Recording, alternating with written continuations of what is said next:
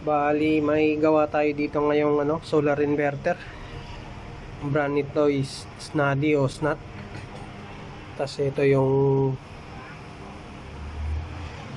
yung casing kasama na yung transformer. Ang nangyari dito, kabibili pa lang tapos dinala sa site. Kinulang ng supply kaya chinyarge nila sa AC. At ang nangyari yan, putok yung mga MOSFET natin. Bagong bago pa to, hindi pa to nagamit. Pati yun dito.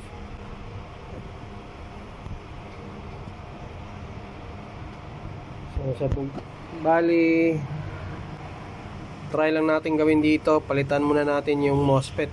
Tapos bago yun, check muna natin kung may nagka-problema pa bang ibang circuit dito bago natin lagyan ng panibagong MOSFET.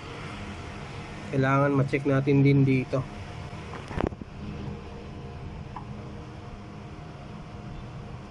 Saka ito pala yung diagram yan, board view yan.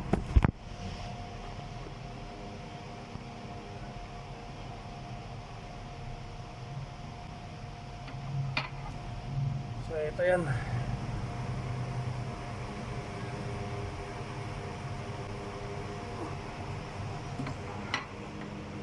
Kaya kahit na anong piyesa na masunog dyan o masira, kaya nating ibalik sa original. So antabayanan nyo lang, hindi ko na lang masyadong papakita ko. Sasabihin ko na lang kung anong pinalitan natin dito. Pero assure na, pinapalitan natin ng mga MOSFET yan. Yung number ng MOSFET na ginamit ay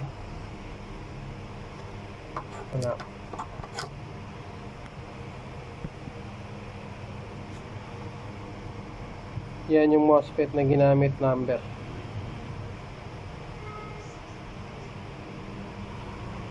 Bali, balik na lang ako pagka napalitan na natin yan. Tapos try nating pandarin. Bali, puro gawa natin ngayon, puro solar inverter. Pero tapos na yan. Yan dalawa, tapos na yan.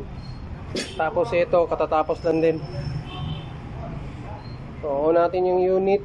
Supply nito ay 24 volts. Supply natin 24 volts.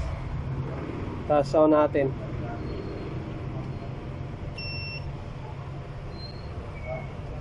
Tapos yan yung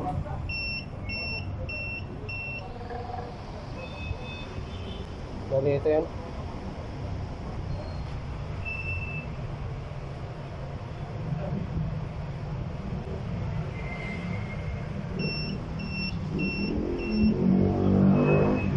Bali, okay na to.